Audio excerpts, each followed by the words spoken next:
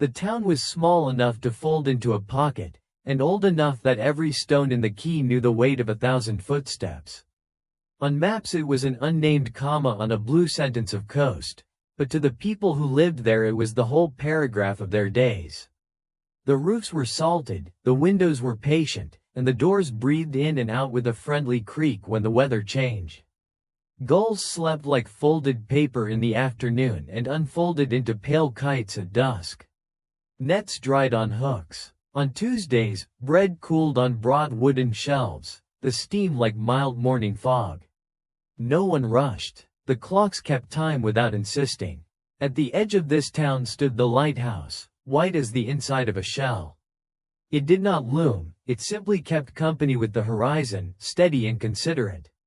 When fog came, it lit. When rain spoke, it listened. At its base lived Ansel, the keeper, with a kettle that knew the difference between a friendly boil and an impatient one. He kept things that older keepers had kept.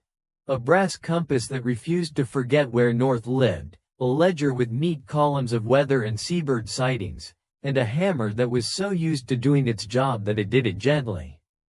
Down in the town, on a street that leaned ever so slightly to one side as if it were listening to the waves, lived Mara.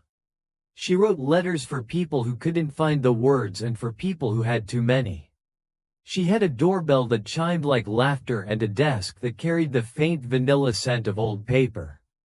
On the shelf above her desk sat a box of odd envelopes, one with a tiny painted kite, another the blue of early morning, another speckled with gold as if dawn had sneezed.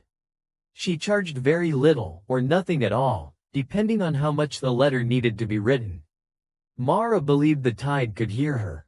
When the evening was mostly lavender and not quite blue, she would walk to the water's line and speak softly. The tide, she said, was not a body going out and coming back in, it was a long patient ear. She said this kindly to anyone who asked, and more kindly to those who didn't. Sometimes, to test her belief, she would tell the tide a very small thing. That she had burned the soup. That her pen had run out mid-sentence but the words had waited. That she had seen a tiny child at the bakery pointing with awe at a tray of cinnamon buns as if they were the first warm planets she had ever discovered. The tide, of course, never answered, but it often left a smooth piece of green glass, or placed a white feather by her left boot, or let a ribbon of foam tickle her ankles and bow away. It was the kind of conversation that never reached conclusion and never needed to. Ansel and Mara were not strangers and not exactly friends, either. That is, they had the kind of companionship that requires no announcement and no rehearsal. When he came down from the lighthouse for groceries or spare wicks, he would set a careful hand on the bell of her shop and say, "Evening, Mara," and she would answer, "Evening, Ansel," as if sharing the evening was a task and they were both glad to carry it. Sometimes he left a note on her counter. Storm passing north.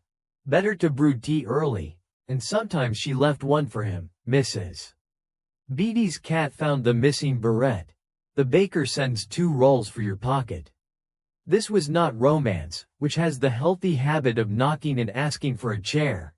It was the gentle correspondence of 2 lanterns noticing each other in fog. The lighthouse had a window near the top that caught the sunset like a spoon catches broth. Ansel liked to stand there and let the day taste change on his tongue. Salt when the wind swung south, metal and rain when the sky crumpled, soft warm wheat when the baker let his oven exhale. The ledger waited open on his workbench. In a neat hand that leaned slightly to the right, he would write, "Gulls quiet. Sea ordinary. Light steady," which was another way of saying, everything is as kind as it can be today. One late autumn afternoon, a letter arrived at Mara's door without a stamp, folded like a small boat. The handwriting was uncertain but brave. "Dear listener of tides, I am 11 3/4.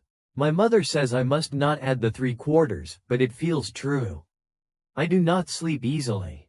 I try to count the creaks in our house but they are too many and all of them are different. Is there a way to make the night smaller? Mina." Mara put the letter beside her teacup and watched the steam propose a few answers and then forget them. She did not know Mina well, only as a pair of careful shoes at the grocer's and a small voice that always remembered to say thank you. Mara thought of the question as she walked to the shore with dusk crawling gently into the corners of the world. She stood in the familiar place and told the tide. "How does one make the night smaller?" she asked, and because she did not require a reply, the sea felt safe and generous and slow. She woke the next day knowing the start of an answer. She wrote to Mina. "Dear Mina, who is 11 3/4, nights are big because they are unstitched. If you tie them gently to a few friendly things, they stop flapping about. Here is a little practice. Give your night 5 corners. First corner, a warm drink.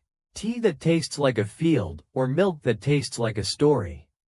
Second corner, a soft sentence you can say under your breath, the same each night, until it is a friend. Third corner, a small lamp, not to fight the dark but to keep it company.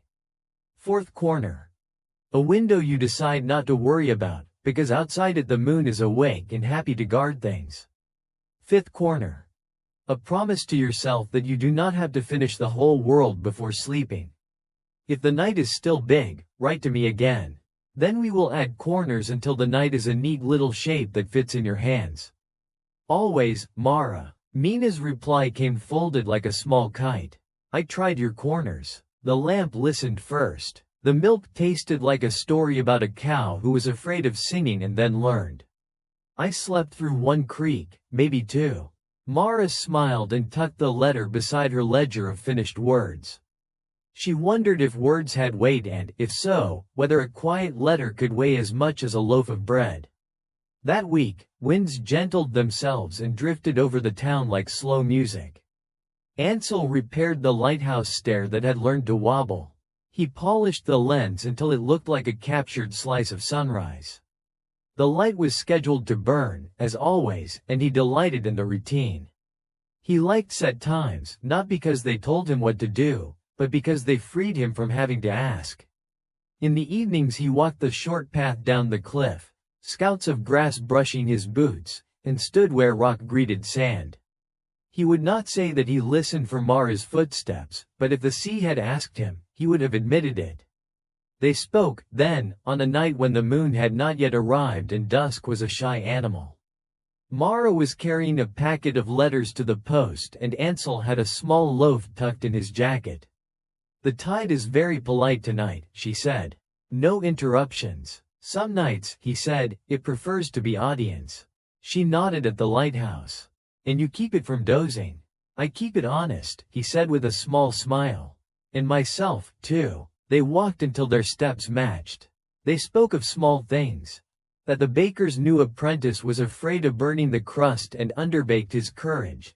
That the town's oldest codger had been seen petting a stray puppy with such gentleness that no one wanted to mention it for fear it would vanish like a rainbow. That Mina had learned how to make the night smaller. When they parted at the curve where the sand practiced being rode, they did not say goodbye, because nothing was ending, only continuing in an organized way. Winter came in a sweater rather than a coat. It buttoned the days up snugly and asked the wind to behave. On the sea's skin, sunlight lay in thin gold scarves.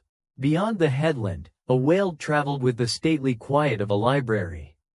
No one saw it first, because its presence felt more like a slow note than an object.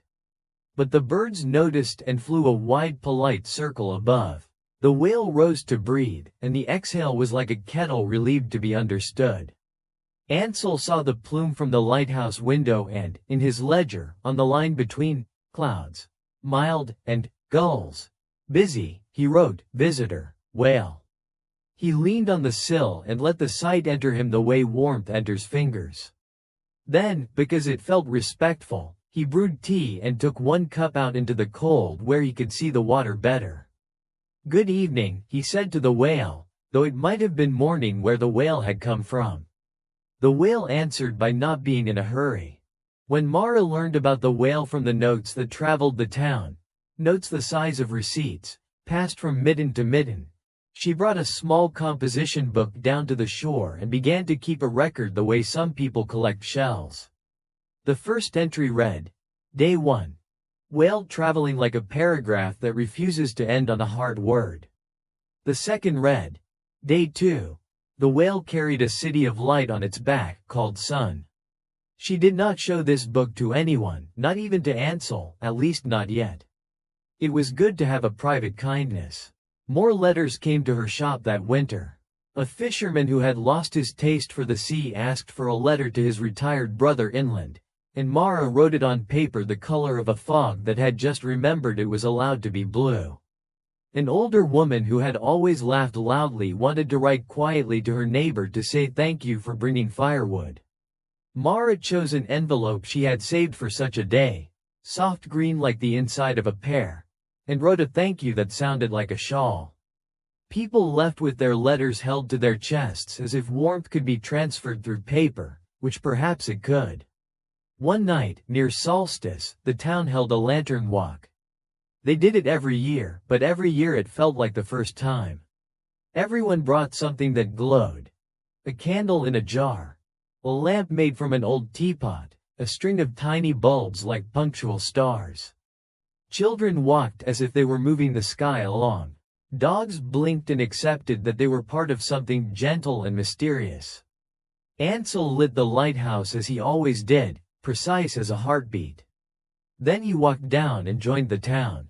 Mara found him near the end of the procession, carrying a lantern that looked like a captured apricot.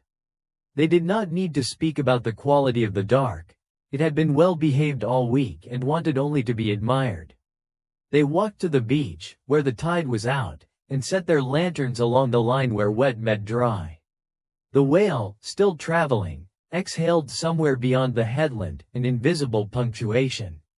A child asked, "Why do we put the lights at the edge?" His mother said, "To tell the night we know it's there. To show the sea that we remember it keeps us." Mara and Ansel stood without talking and watched the small glowing boundary the town had made. It was neither a fence nor a wall, only a soft sentence that ended in ellipses. Ansel thought, not for the first time, that the lighthouse was simply the town's tallest lantern, and that his work was to keep the sentence from breaking. Mara, who was good at writing what people felt and were not ready to say, looked at the lanterns and felt an answer forming to a question she had not been asked yet. She did not write it down. Some words are truest when they remain in the mouth a little while longer, warming. Morning returned at its shabby, lovable pace. The whale moved on. The town received winter fruit in crates and winter stories in kitchens. Ansel replaced a rope and oiled a hinge that had begun to sing too loudly. Mara adopted a plant that could neither decide to thrive nor commit to failing. It liked to be spoken to about the weather, and when Mara remembered to talk about clouds, it perked up, and when she forgot, it sulked as only a plant can do, silently, thoroughly, forgivingly. Then, on a day that wore the first mood of spring, a glass bottle washed ashore. It lay heavy near Mara's boot, like a secret that had overslept. Inside, a rolled paper wore a blue ribbon. Ansel found it first, because he had come down early to listen to the gulls rehearse. "It's for you," he said, without opening it, and handed it to Mara as if it were delicate as breath. "How do you know?" she asked, laughing. "I don't," he said. "But I do." They opened it together, with the town's natural ceremony. A small pocket knife, a soft cloth to receive the glass, care to keep the ribbon unbroken. The note was in a hand that had practiced for years and still behaved shyly. "To anyone who listens to the tide, my daughter set sail 7 years ago and wrote when she could." Then the letters stopped. "I am not unhappy, because I am too busy being patient. But patience likes to be walked like a dog, and mine needs a path. If you live near a lighthouse, please stand there some evening and say her name with me. Her name is Lark. Father." They read it twice, then a third time, as if it might widen and become instruction. Mara looked at the lighthouse window, which held a square of sky like a thought held in a palm. She had written letters for the town for years. She had told the tide small things and larger ones. Now here was a very specific tenderness, dressed as a request. "We might," she said quietly, "do both. Stand at the light and say her name. And also write back to Patience." Ansel nodded. Lighthouses know how to speak in names, he said. They just do it with light. But I can try aloud. They planned nothing elaborate. That evening, after the kettle had performed its small orchestra and the sky had finished deciding what color to be, they climbed the lighthouse stairs together. The steps had their own rhythm, a ladder that knew it couldn't reach the moon but also knew it didn't need to. At the top, wind came in as if it had been invited, which it had. The lamp rested in its glass, calm and ready. Ansel opened the hatch to the small balcony. The sea held itself quiet in the way a good friend does when someone else needs to speak. Mara placed the bottle beside the door, as if giving it a seat. They stood shoulder to shoulder, shared the wind, and looked outward until they could also look inward. Ansel said, "Lark," with the gentle firmness he used for the light. Mara said, "Lark," with the soft carrying tone she used for letters that had to travel. They repeated the name, not like a charm, but like a reminder that whatever is missing has a shape. The light swiveled and wrote its ordinary circle on the dark. Far out, something stirred, perhaps a wave turning in sleep, perhaps a whale passing, perhaps the idea of a ship not there at all but remembered. They did not strain to see. When the word had found its place in the air, they went back down. Ansel made tea, Mara told the tide what they had done, and the kettle approved. In the days that followed, they kept the practice. Sometimes in the morning, briefly, sometimes in the evening, when the town had set down its tools and picked up its cups. Sometimes in the middle of the day, unexpectedly, when the light was useless and therefore purely ceremonial, which gave it a kind of courage. They said the name not to force it into the world, but to keep it known. Mara wrote a letter and sealed it in a bottle because sometimes mirroring a thing is the surest way to answer it. To the patient father and to patience itself, your request reached us. We live near a lighthouse that is proud of being ordinary. We have spoken lark into our evenings. We will continue, and not because something must happen, but because something already is happening. Her name is being kept warm. If you receive this, know that we are sending a lantern's worth of listening your way. 2 keepers, of light and of words. She and Ansel set the bottle into a tide that had been polite all morning. It took the message without flourish. Some deliveries prefer to travel unannounced. Spring drew its green along the hills like a slow brush. Windows opened and learned the names of breezes. Children took off their hats and became taller. The plant in Mara's shop decided to thrive after all, which is a decision as strong as any vow. Ansel positioned the spare wicks in straight ranks as if they were a small choir that sang only when the power failed. Mina, now 12 1/4, reported that the night had become a manageable parcel. She had added a 6th corner. A page from a worn book read aloud to herself in a whisper. On certain afternoons, Mara and Ansel walked without aim. They learned each other's silences like neighborhoods. Ansel liked to pause at fences and greet the hens by name, which Mara found both touching and practical. The world grows friendlier when things have names. Mara liked to count the pots on windowsills and make up spices for each. That one grows kindness. That one grows patience. That one, forgiveness, and Ansel, who had never cooked a poem before, nodded as if these were recipes he might try. "You keep the light," she said once. "Who keeps you?" "The work," he said, after thinking. "And the people who don't need to say so." He did not look at her when he said it. Some acknowledgments live best like cats, nearby, self-possessed, uninterrogated. Summer arrived reasonably, with strawberries and long evenings that shook out their hair and refused to sit down. The harbor took their reflections like a guest taking coats. The whale did not return, but sometimes, at night, the sound of something slow and certain rolled in under the stars, and the town slept on it the way a hand sleeps on a book. One warm night, a ship that had not been expected came into view, 3 lamps strung like a thoughtful constellation. Ansel's light did what it always did. It turned and turned, not as an order but as the oldest kind of invitation. The ship altered course a little, then a little more, and found the channel as if it had remembered an old song. Mara stood on the beach and felt the name, Lark, rise to her mouth without instruction. She chose not to say it aloud. Names are birds. One must let them choose their own sky. In the morning, the ship lay at anchor like a dog lying down respectfully on someone else's rug. The crew moved about quietly. A woman with hair the color of dry grass came ashore in a small boat, alone, and walked toward town as if her feet were listening. She carried no luggage, only a coil of rope hung across her shoulder like a half-completed sentence. She paused at Mara's door to read the painted words, letters written and repaired, and entered. "I am looking," she said, "for a letter that is not mine. Or perhaps it is mine, but I did not write it." "Many people feel that way," Mara said. "Sometimes words choose a person and then go on a long trip to reach them." The woman smiled without showing her teeth. "My name is Lark," she said, and Mara felt the tide's ear turn, very gently, toward the doorway. They sat. T learned both their names. Lark told a story in pieces, and the pieces fit as if they had been waiting for this exact table. She had left home because the world had tilted and the horizon had been louder than the garden. She had worked on boats with crews that changed every season but kept the same jokes.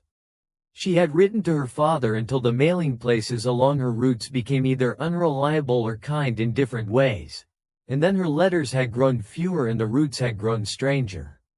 "I have not been unhappy," she said. "Only busy being patient." The phrase lifted like a thread in the cloth of the morning and lay softly on the counter between them. Mara said, "He wrote to the tide." We answered with a light. Lark's eyes moved as if counting lanterns on a hill far away. "I dreamed," she said slowly, "of a word being spoken in a high place, over water, and I felt rested afterward. That was months ago, maybe a year." Mara took down the composition book where she had written her whale entries and lantern notes and, on a page that smelled faintly of the sea, showed Lark the letter they had put into the bottle. Lark read it with her fingertips first, tracing the curve of each sentence, then with her eyes, then with the quiet part of her that had learned to navigate by listening more than by sight. "May I write to him here?" Lark asked. "You may," Mara said, "and if you'd like, I will write, too. Once in your voice, once in the voice of the place that kept it." They wrote a pair of letters. Lark's was an honest breadcrumb trail. Mara's was a map drawn by weather. "Your daughter has been in rooms with friendly shadows and on decks with friendly winds. She will come home slower than a rumor and truer than a rumor's end." They sealed both in a single envelope, and Lark addressed it in a careful hand that had learned to tie knots with words. When Ansel came down that afternoon with an empty basket that would shortly be filled with bread and news, Mara introduced Lark the way she introduced any important thing, gently and without ceremony, so it would not startle. Ansel nodded once, a lighthouse greeting a ship he had been teaching the channel to in his sleep. "We've been keeping your name," he said, as if returning a borrowed book. "Thank you," Lark said. "I felt kept." They climbed the lighthouse that evening, the three of them, and let the lamp practice the old grammar of reassurance. The sea took the light and wore it politely. Lark stood with her hands on the rail and did not ask for signs. Ansel, who knew how to listen for tiny wrongnesses in gears, listened instead for the click of something right, and heard it, and did not point it out. Lark stayed in town for a week, which expanded in a way time sometimes does when it is being paid attention to. She helped the baker learn names for the different kinds of quiet ovens have just before they are ready. She taught Mina a knot that looked like a little heart resting. She sat with Mrs. Beatty, who had lived by the sea for so long the waves knew her by her knitting patterns, and traded recipes for soups that improve overnight. She went often to the shore at dawn and greeted the small waves like neighbors crossing a lane. On the 8th morning, she said, "I will go to him." Mara and Ansel did not try to fasten her to the town. They understood that some anchors belonged to journeys. They walked her to the small boat, and the boat agreed to be steady, and the ship agreed to be kind. Before she stepped in, Lark turned. "Keep saying my name," she said, smiling softly. "Not to pull me, only to remind me that I am not unremembered." "We will," Ansel said. "Always," Mara added. They did, not every day, and not as a rule that would scold them if they forgot, but as a practice that made the air gentle.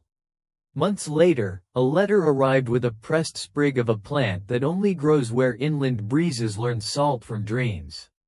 Lark's father had written with a hand steadier than patience sometimes can be.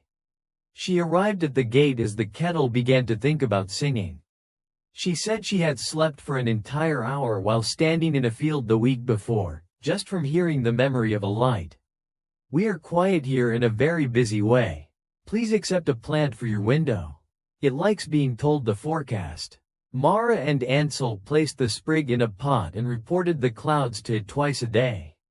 It prospered in a manner that suggested contentment is an ecosystem, not an event. Years are polite in towns like this. They pass without elbowing. The lighthouse continued to write its circle on the nights, modest and correct. Ansel grew a thin, thoughtful line of silver in his hair. Mara's desk earned a few new scratches that made it look as if it had smiled too widely once and knocked its teeth on something. Mina grew, as children do when they are given room to, and began writing her own letters with a hand that seemed to remember lullabies. Sometimes, a bottle would arrive, and sometimes, a ship that had not been scheduled came in, and sometimes, a day would feel like a coin found in the pocket of an old coat, warm despite its age. On each such day, someone would say, "We should tell the tide," and someone else would nod, and they would. And the tide would place a feather or a strand of green glass on the sand and bow. One autumn, on an evening barely cool, Mara climbed the lighthouse alone. Ansel had gone inland to visit a cousin who kept a small orchard and believed apples should be read like diaries. She brought with her a letter she had written to no one in particular. "Dear keeper, dear listener, dear anyone, we are still here. The rooms that needed quiet have found some. The nights are sized correctly. The plant is green as a small decision to be good. The tide is as patient as ever. The light is as sure. If this finds you, keep it.